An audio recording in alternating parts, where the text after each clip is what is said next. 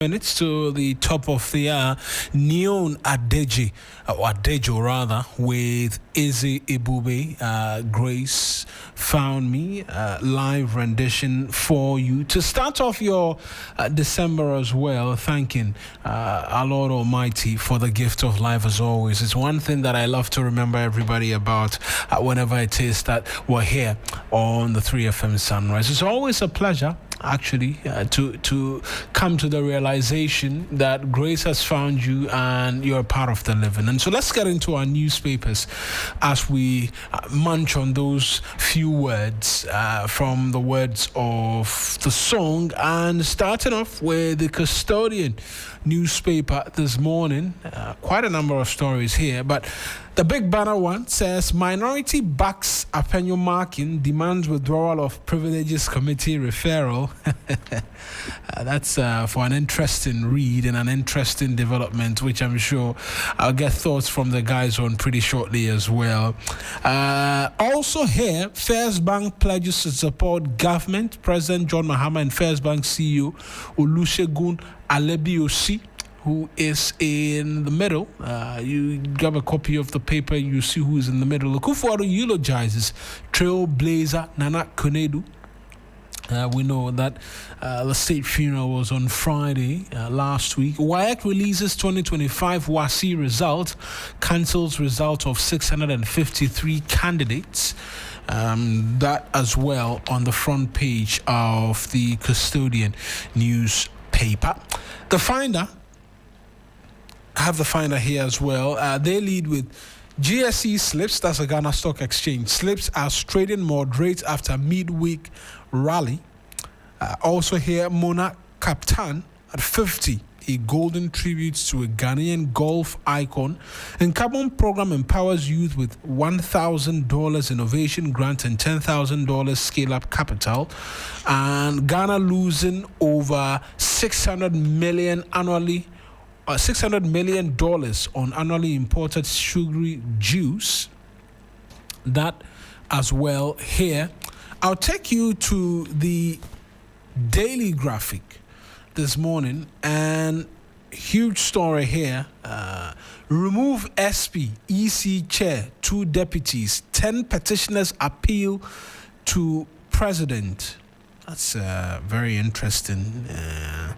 So the chairperson of the Electoral Commission, Madam Jean Mensah, and her 2 deputies, they are within the firing aim of these petitioners. So is Kisie Jabeng, who is the special prosecutor. And like I mentioned, we'll get details of these stories as well. Respect mission schools' rights. Presby moderator urges Ghanaians. Laurentia Sahini honored at 25th National Tourism Awards. Provide KNUSC financial clearance to recruit more staff. Asantehene urges government. So that's what the Daily Graphic has on its front page. Let me do the back page just quickly. Holy Stars urge Nations FC to climb out of relegation zone. O'Neill saves Kotoko with late equalizer. The league log is here. I just want to see where my darling Heart of Oak, they sit Sith. So same point with Kumasi Asante Kotoko. Mediama leads with 23 points, Heart of Lions with 23. So they are tied with 23 points each at the top. Oh no, it's actually 3 teams actually, which are all tied with 23 points. So Mediama, Heart of Lions, and Diana all tied. Then there is Gold Stars in 4th with 22 points. Asante Kotoko and Heart of Folk are tied with 21 points each. And then there's Samatex with 18. Hwahwa United is 10th with 14 points. So it's not all gloomy and bad for us here. The Daily Guide newspaper, also, they have here IET Anes Tour Boss for outstanding leadership. 51.27 fail WASSCE Maths pass rate drops. Ashanti Surge boosts Educhum's flag bearer bid. Church of Christ or Church of Jesus Christ Kickstart Lights the World initiative with Miracle of Christmas, and 2 police officers jailed 13 years over narcotics. Finally, I have the Ghanaian Times newspaper. The huge story here: Asantehene resumes Bawku conflict mediation at Menchia Palace today for lasting peace. We'll have details of this for you. Remain faithful to the Lord. Reverend Wengam admonishes President Mahama on 67th birthday. Youth Development Ministry launches 2 initiatives tomorrow to drive agri-food innovation. Also, Ho set to host National Farmers Day, and Mrs. Ajiman Rawlins laid to rest. Pallbearers carrying the remains of the late Nana Kunedu Ajiman Rawlins from Friday as well. On the back page, Black Queens will show courage against England. Kim Lars saying this. Also, Mauli Wayo's goal holds heart poor home run, and Gold Star Pip Eduana FC also on the page, or the back page rather, of the Ghanaian Times newspaper. I'll take you to the Daily Guide in terms of the details, because there is quite the story being reported by the paper as to 10 petitioners appealing to the president to remove both the special prosecutor as well as the EC chair and her 2 deputies. And the story is by Emmanuel Ebo Hoxton, and it reads: President John Dramani Mahama has received 10 petitions for the removal of 2 heads of public institutions and 2 deputies appointed under Article 70 of the Constitution. The institutions are the Electoral Commission and the Office of the Special Prosecutor.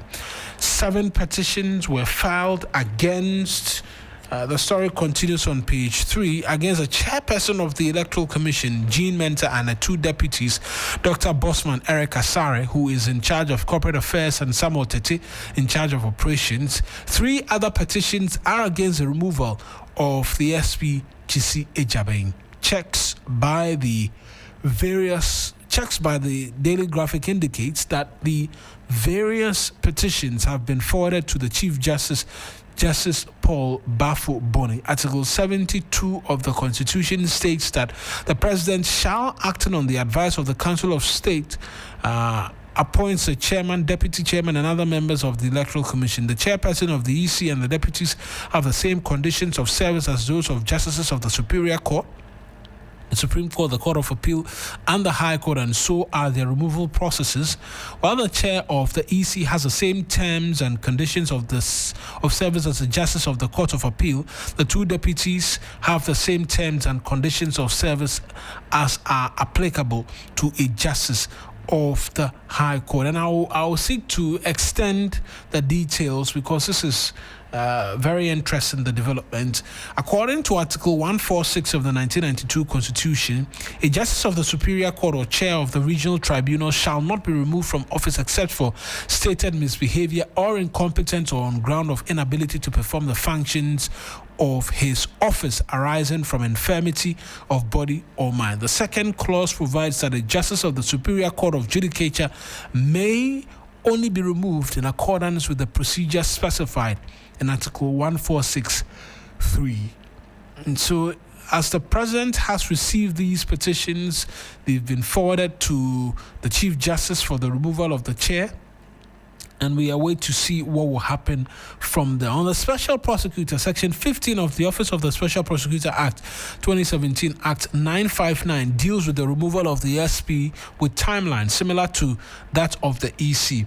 The SP shall not be removed from office except for a stated misbehavior or incompetence, incapacity to perform the functions of the office by reason of infirmity of body or mind, willful violation of the official oath or oath of secrecy, conduct which brings or is likely to bring the office of the special prosecutor into disrepute, ridicule, or contempt, or inimical to the economy or security of the state. And a person who seeks to remove the SP from office must submit a petition to the President. And so on both scores, petitions have gone through, and we await really what the outcome of all of these will be, even as we know that these petitions have been forwarded to the Chief Justice, and the expectation is that he will begin to work on them, and we'll get an update, because we know that the 146 process is subject to a lot of secrecy, actually, which is the wish of the framers of the Constitution. And so outside of this thing that's been reported, it's not quite clear whether or not we will get extra details. One of the individuals who petitioned last week was on radio, granted interviews here and there, but remains to be seen what comes out of it, and the subsequent committees which will be set up, amongst all other things. But let's move away from that and take you to the custodian, because the minority is backing Afenyo Markin, demanding the withdrawal of Privileges Committee referral, and this has seen a lot of reaction since that press conference by the minority in that regard, because many are those who say that, look, there's no basis at all for the minority to be on that particular tangent, but we'll see really what the outcome is. But let's get the details first, and then perhaps I'll take you to Parliament when the Speaker made that ruling somewhere last week. Now, members of the minority in Parliament have vowed to resist any attempt by what they describe as overbearing majority caucus to undermine their leader, Alexander Afenyo Markin. Accordingly, the group has called for the immediate withdrawal of the referral of the minority leader to Parliament's Privileges Committee. They described the referral as an abuse of power and a violation of parliamentary and constitutional norms. Addressing the media in Accra on Friday, the deputy leader and MP for Asokwa, Madam Patricia PG, descended heavily on Speaker Bagbin and Majority Leader Mahama Yarga, insisting the referral must be rescinded without delay. She condemned the decision as politically motivated, arguing it is the most cynical and constitutionally perverse action ever taken in the Fourth Republic. The referral, according to Madam PJ, was designed to punish Afenyo Markin for refusing to comply with what she termed as unconstitutional and internationally unlawful parliamentary resolution passed on the 22nd of July 2025. And the said resolution was passed to remove the minority leader from the ECOWAS Parliament, even though he was duly elected as third deputy speaker of the sub-regional legislative body. And so that's the argument. On one of such themes, they say unambiguous legal architecture, and they argue that the Speaker and the Majority Leader, by their action, had violated the law, Article 18.2 of the Supplementary Act. She pointed out simply that a representative shall be elected for a period of 4 years from the date of the inauguration of the Parliament by the Chair of Authority. Their mandate shall end on the last day of the legislature. Again, also this is in relation to the ECOWAS Parliament Act. And they argue that the deputy minority leader argued that the decision to remove Afenyo Markin does not fall under any of these categories. She pointed out clearly that the minority leader has not died, he has not resigned nor incapacitated. There has been no removal by the ECOWAS Parliament. And they say that they aver that the Speaker and the Majority Leader improperly invoked the standing orders to justify the removal of Afenyo Markin. But let's take you back to the House and get a sense of what the Speaker's ruling was in relation to this particular matter. Disclosed in the complaint established a prima facie case warranting referral to the committee. Members recall that I deferred my ruling to the next day, and that was to be Wednesday, 12 November 2025. However, the pressures of business on the order paper made it impossible to deliver the ruling on that day. I am now in a position to do so. In considering this matter, I have reflected carefully on the facts alleged, the standing orders, and the relevant constitutional and statutory provisions governing 1. the authority of Parliament. 2, the binding force of parliamentary resolutions. And 3, the scope of Parliament's contempt jurisdiction. What is the nature and effect of a resolution of Parliament? Honourable members, a resolution of Parliament is a formal act through which the House expresses its collective will on a matter properly before it.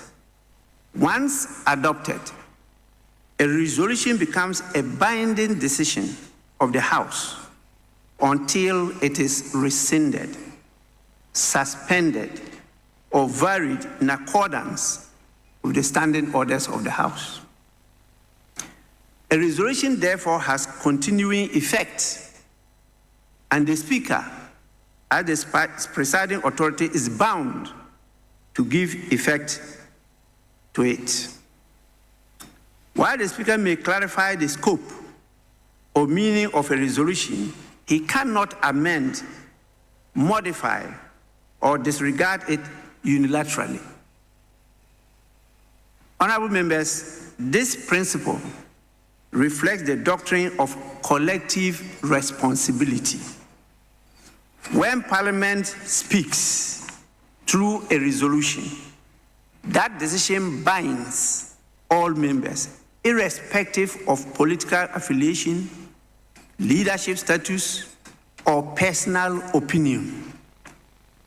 As Eskime reminds us, and I quote Eskime, the dignity of Parliament depends upon the observation of its rules, and the authority of Parliament depends upon their enforcement, unquote. This is the foundation upon which parliamentary collective responsibility rests. So what is the power and scope of Parliament's contempt jurisdiction? Contempt of Parliament refers to any act or omission that obstructs, impedes, or undermines Parliament in the performance of its functions, or which affronts its dignity, or tends either directly or indirectly to obstruct, impede, undermine Parliament in the performance of its functions, in the morning, or affront the dignity of Parliament. Parliament's power to address contempt is inherent in its constitutional status as a coordinate arm of government and is expressly recognized under Article 122 of the Constitution, Order 30 of the Standing Orders, and Section 26 of the Parliament Act 1965, Act 300. Honourable members, the jurisdiction to sanction contempt is not limited to acts committed within the chamber. The relevant test is whether the conduct, wherever it occurs, has a direct tendency to obstruct, diminish, or bring Parliament into disrepute or ridicule. Parliament may therefore exercise its contempt jurisdiction over conduct occurring outside the presence of the House, where such conduct undermines the institution's authority or impairs its ability to give effect to its decisions. Honourable members, I note that the specific instances of contempt listed in the standing orders, such as disorderly behavior, deceit, or disobedience of an order issued by the presiding officer, do not expressly identify non-compliance with or disregard of a resolution as a distinct ground of contempt. A resolution, as earlier observed, is a decision of Parliament, not an order of the Speaker. There is therefore no express provision making its breach a stand-alone category of contempt. However, Section 26 of Act 300 makes clear that the enumeration of contempt grounds is not exhaustive. Parliament retains the right to treat as contempt any act that impedes its functions or affronts its dignity. Order 31A similarly contemplates conduct, whether specific or general, that brings Parliament into disrepute or undermines its institutional authority. It is within this broader category that the present allegation must be assessed. Honorable members, it is useful to consider what constitutes an affront to the dignity or authority of Parliament. Orders 30C and 31A prove directly or indirectly brings Parliament into disrepute or which undermines its authority, reputation, or dignity may amount to contempt. These capture behavior that, while not obstructing proceedings, undermines Parliament's standing, coherence, or credibility. An affront to the dignity or authority of Parliament may arise where a member's conduct A, challenges or disregards a valid act. The strength of this House, therefore, rests not merely in its constitutional design. Order 34.1. I therefore refer the matter, the complaint lodged by the Honourable Member for Bawku Central and a majority leader to the Committee on Privileges and Immunities for examination, inquiry, investigation, and report to the House. So that's the Speaker, and he, on his ruling, now the minority says, look, this is politically motivated, and so withdraw this referral to the Privileges Committee because you are targeting our leader. I don't know what you make of it, but I mean, good morning, Helen. Good morning, Bowie. How are we doing? How was the weekend? It was okay. It was okay, I'll be very honest. Anything exciting happening or happened? Should have beaten Arsenal yesterday. Oh, man, yesterday. But, I mean, that said, Arsenal. 10 men on the pitch versus Arsenal. I think Chelsea gave them a bit of a showdown, but it could have been a bigger showdown. We should have beaten them, man. I'll be honest.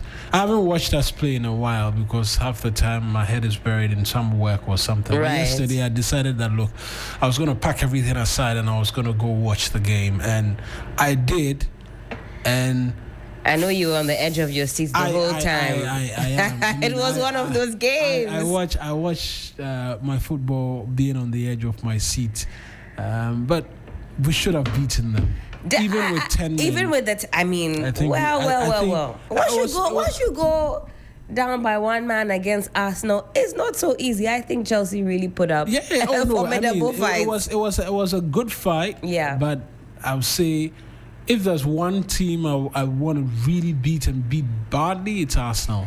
They're making too much noise, man. And now they are sitting on top of the leaderboard, somewhat 6 points clear. We'll see where of Chelsea. We'll see where they'll be at the end of the just season. take it cool. We'll see where take it be. cool. But we should have beaten them.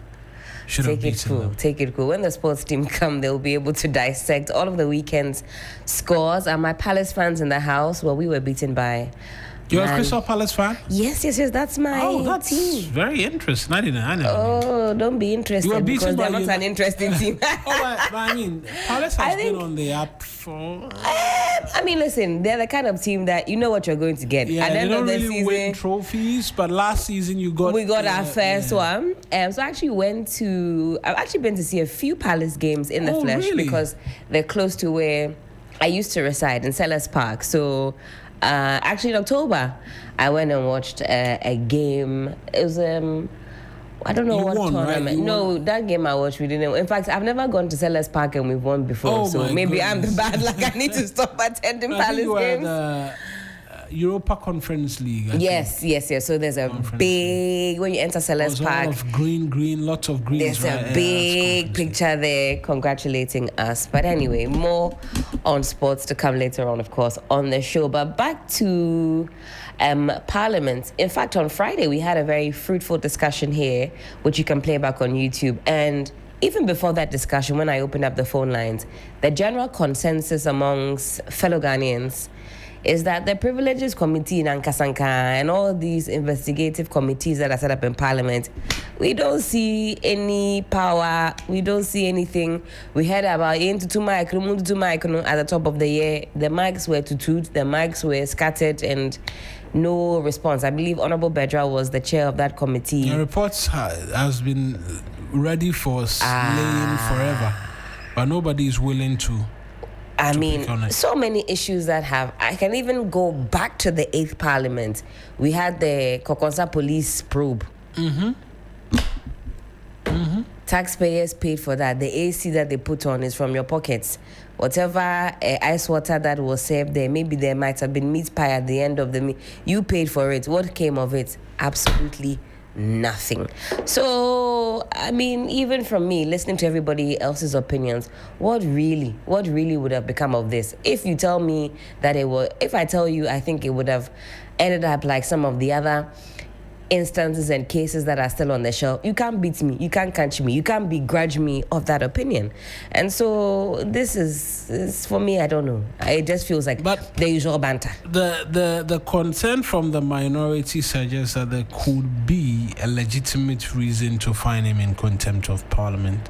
The minority? Yes. Okay. Because they addressed a news conference and said that the referral of their leader was politically motivated, amongst many other things. Of course, you and I both know we do not trust the House to come up with anything tangible. I'll be very honest. I do not Listen, once they get in there, they are also a fraternity of their own. In fact, Honorable Vondi was here on Friday and I asked him a question. I said, is this just a boys, girls group?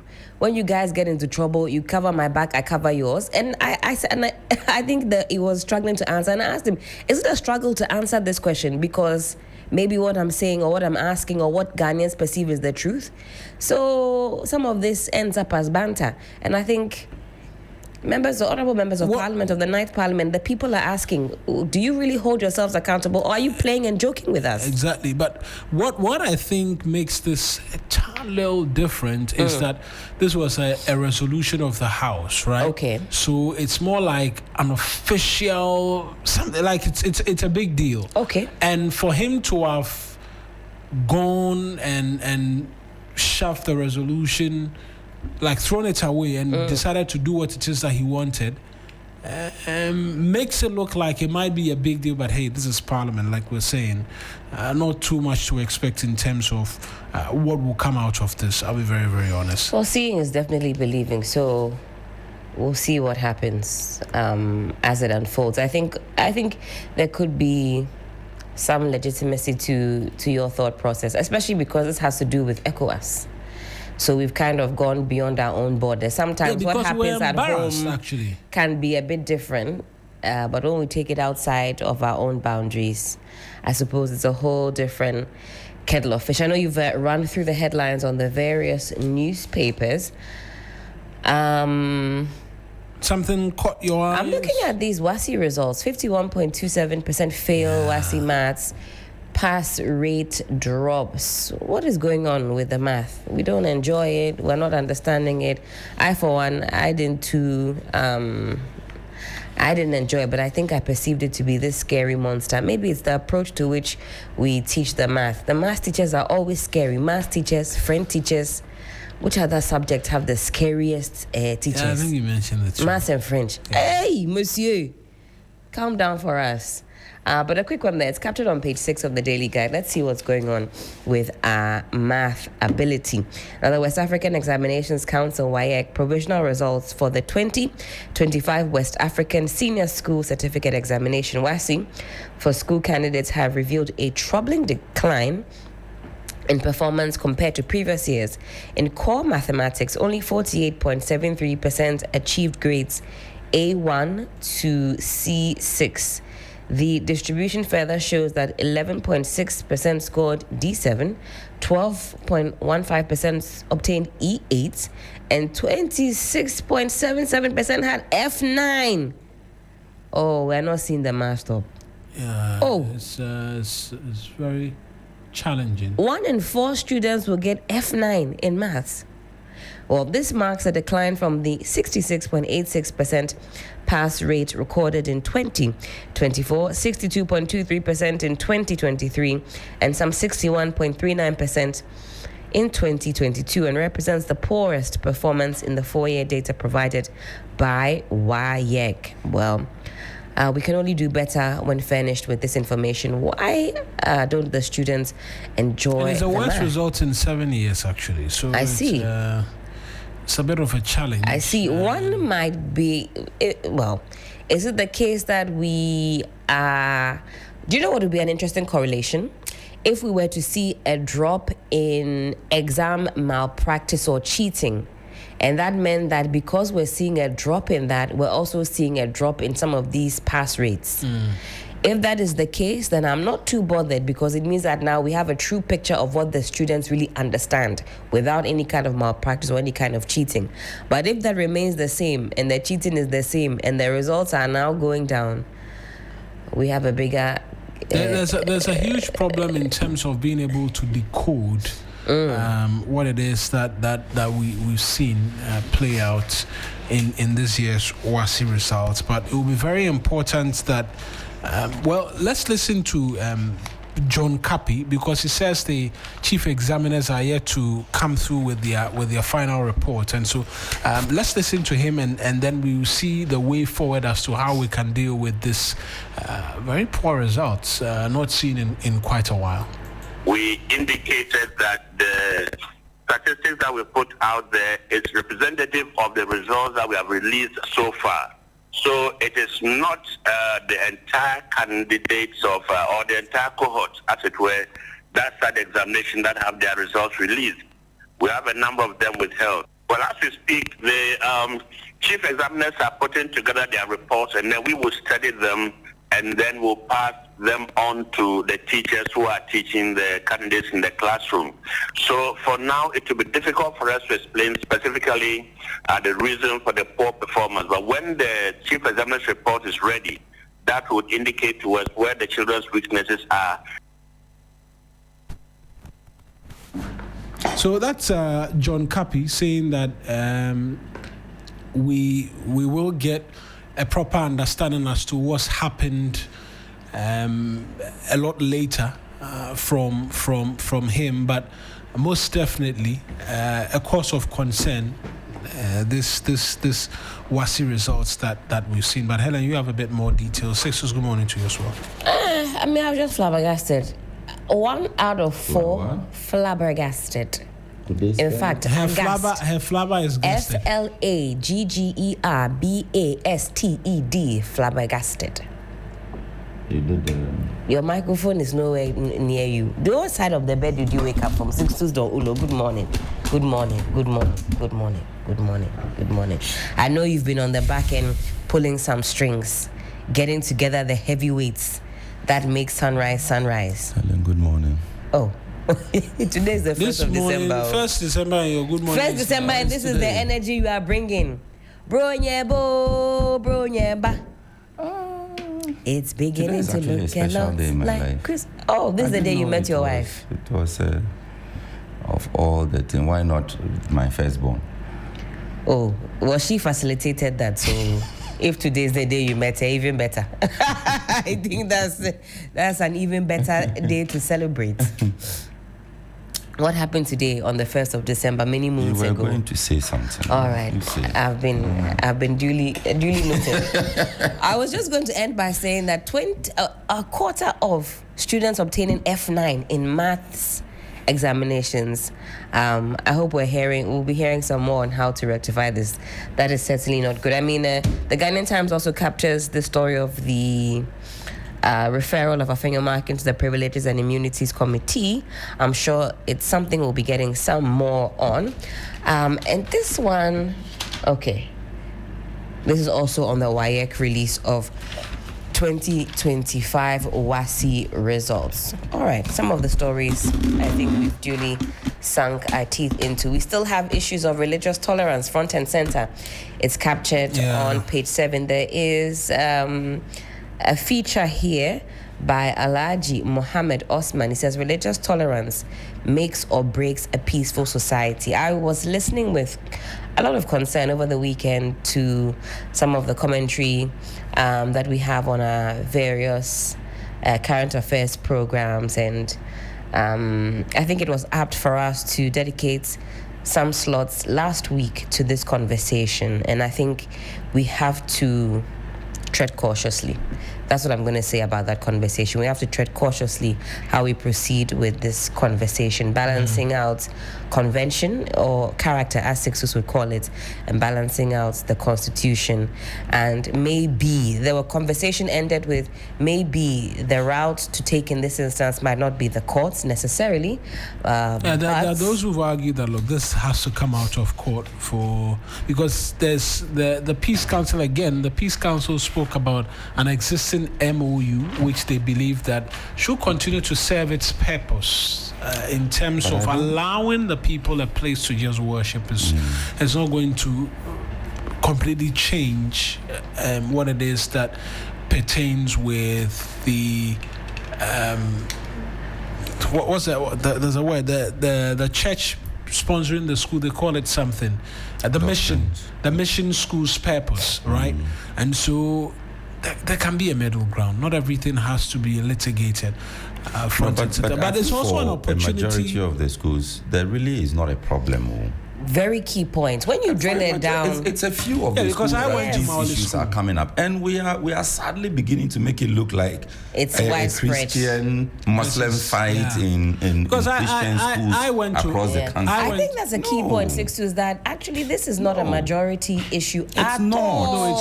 No, it's not. Because in Maoli school, when it was time for fasting, I know that the breakfast was reserved for our Muslim brothers, and so sometimes if it's porridge, they keep it for them, and when it's time to break their fast, then you see them holding their jugs because they use that one to break the fast. To break the fast, and then they will subsequently get their own food and all of that. And so it never was a problem. No. The church service and all those things was. And like it was a gathering for students. That's why announcements were made and everything. Yeah. Exactly. And so you're supposed to be there, but it didn't also mean they could not go about their prayer. I've read quite a lot of interesting stuff on social media, on Facebook particularly. Right. Various perspectives, people giving their stories. Some even, I didn't go to a mission school because my parents thought that I wouldn't be allowed to practice my faith. And that is simply not the case. These things that are happening, they're happening in a handful of schools across the country. But we are beginning to make it look like some war between Christians and Muslims in Christian schools. And look, I have argued, and I stand by I have no problem. In fact, I agree with those who say it's a human rights problem or question. But if we are talking about human rights, whose rights are we talking about? The rights of the mission school to enforce its practices and beliefs and doctrines, or the right of you who is attracted by the same practices of the mission school and you have sent your child there or your child has come there? We need to be able to find a middle ground so that, like I said the other time, a lot of the mission schools, look, Helen, we can have this argument. Take the WASSCE rankings of schools. Yeah. The top 10, I dare say the top 20 or 30 of the schools in Ghana today are mission schools. Yeah, because they started the schools way back. Not even that. It is the standards that are enforced in these schools. And for a lot of us, we think that if they force you to go and sit at mass, it's they are wasting your time or they are forcing you to become a Christian. But it is a certain principle of abiding by time. And the last time I was explaining it here, even in a seminary that I went to, if it was time for preps and you were found in the chapel, you will be punished. So regardless of your religious leaning, you couldn't even be there. It is just to tell you that there must be a time for everything, and your life must be ordered along a certain pattern. So that's a discipline So for you the must schools learn. that have now become, shall I say, the center, the minority that have caused this conversation, what would be the big deal if they pick some of the tact that these other schools have been able to use for so long that they're never on the radar?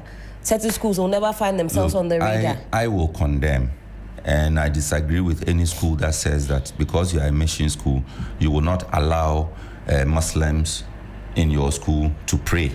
Or because you are a Muslim mission school, you see, that's the other thing. We use the mission as if it's only Christians. Yeah. But because you are a Muslim mission school, you will not allow Christians in your school to have their church service. I'll condemn it. Right.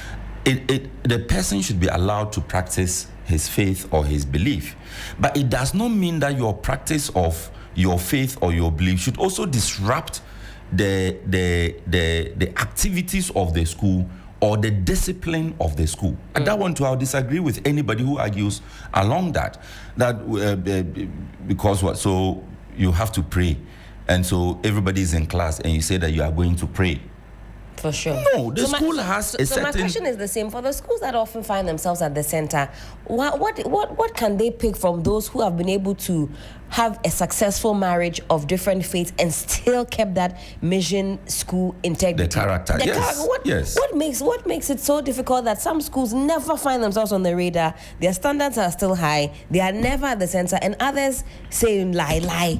We're always at the center because they are the minority, and like you said, it has now been blown up. Can we? And I can also use Muslim schools that enforce strict discipline. Yes. And the other day at the back there, I was telling you the story of if it's changed now, I don't know. But back then, there's a training college in Wa called Jahan. Whether you are a Christian, even if you are a Reverend Sister and you enrolled in Jahan, you wear hijab. Right. That it is, and I don't have a problem with that at all. I don't have a problem with that because the school believes that there's a certain Islamic practice, which is wearing a veil, which enforces a certain discipline. What the discipline is, I don't know. But the school believes that Islamic or faith-based practice enforces a certain discipline that molds the student in one way or the other. And the school is not just for academic learning. It's also for character formation. It's to enhance, make you a better person for the larger society. So if I don't want to wear hijab, I don't want to wear jalabia, then I won't go to Jahan. I'll go to John Bosco Training College, which is a Christian school, where I can dress however I want, if that is what they are allowed there. So the fact that you are attracted to the school by a certain set of principles, don't get into the school and turn around and try to change the principles. Then you argue human rights. So the school doesn't have rights? Thankfully, the mission that establishes the school doesn't have rights?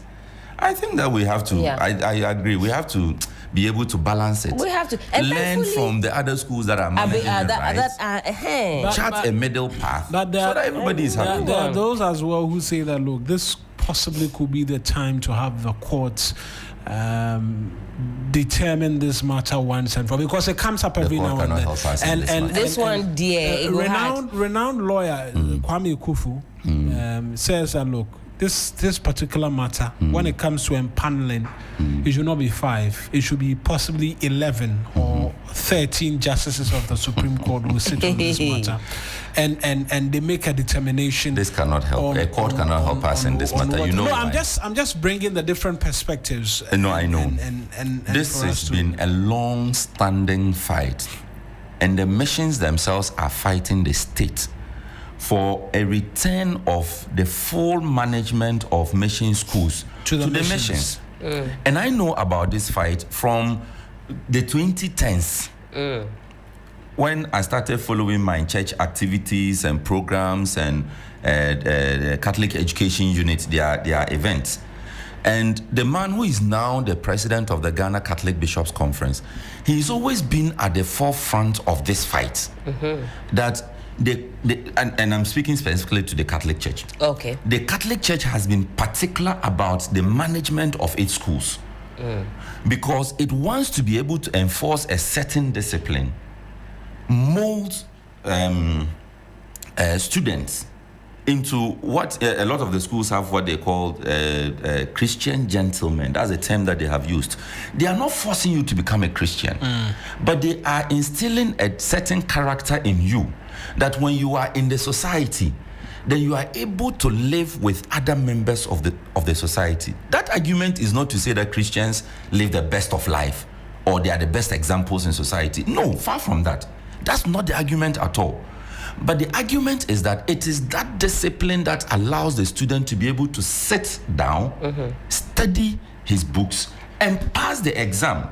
And that is why you will find the mission schools at the top of the rankings every single year. The F9s you were talking about, check. If you like, let's check. How many of those F9s came from the mission schools? Now, Sixus, thankfully, the conversation so far has not even been with the participation of laid down practices. It's been with the omission of one being able to incorporate their faith into the regular proceedings. Thankfully, this court case that has catapulted this back into our spheres hasn't centered around why should I attend. And most of the conversation, at least from where I sit, hasn't been about, oh, I don't want to go to church service, I came in, I knew what to expect. It's about being the omission of me also being able to add my faith, also practice. Now that the conversation has expanded, we've gotten into that sphere, but it was a very specific issue on a very specific number of schools, and now it has blown up. I think mostly people say, I knew what I was getting into. I'll attend your practices, I'll go to church, I'll go to mass, but I also want an opportunity. Want a better, education. But I also want an opportunity to, it was two things. I want to pray, I want to fast. And now we've opened this kind of way. And the wearing of the hijab also hijab, yes. Strongly, I think 2 years ago or a year ago. Yes. In fact, it also came up strongly. That also, even in this conversation, I opened up the phone lines and a few callers actually went on that tangent. So the participation, not so much, I think, an issue that I've monitored, but the omission of one being able to also incorporate their religious practice into the day-to-day.